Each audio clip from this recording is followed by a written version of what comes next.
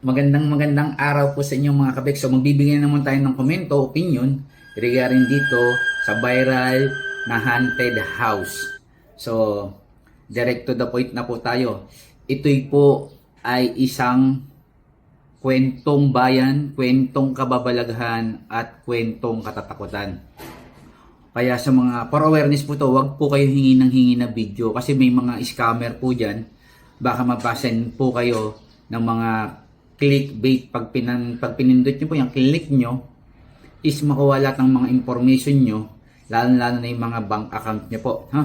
So wag kayong pindot ng pindot. Ikalat nyo na rin po ito po for awareness para alam nyo po. So magbibigay tayo ng kwento regarding dito sa haunted house.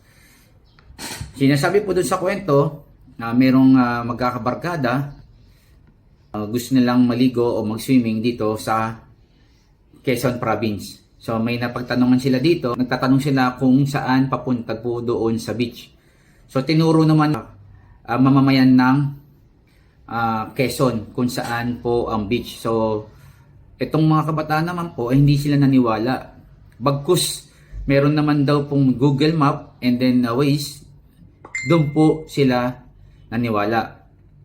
So, nag-shortcut sila sa maang palad, napunta po doon sila sa lugar ng sinasabi na haunted house. So, napatan sila doon, sad to say, dahil maggagabi na rin, ang ginawa ng magkakabarkada is doon sila tumuloy sa haunted house. So, yung haunted house, nagpalipas sila ng gabi doon. Ang nangyari, nang bing ng tulog nila, merong isang kabataan na nagising sa kaluskos. Ngayon, hindi niya po ginising yung mga kabarkada niya. Ang ginawa niya is nagtago siya dun sa aparador and then doon siya nag-video. Pangyayaring yun, nasaksihan niya, na-videohan niya na kinakatay yung mga kaibigan niya. 4 na kaibigan niya yun, kinakatay doon sa haunted house. Hindi niya malaman kung tao ito o aswang. So, ang ginawa niya, nag-video siya na nag-video.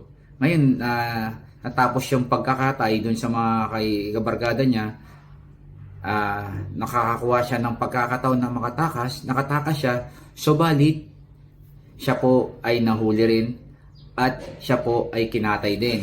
So, yan po ang kwentong kababalaghan at katatakutan na nangyayari. Ngayon, after mga ilang panahon, so may pumunta po doon sa haunted house, sa aparador. Ngayon,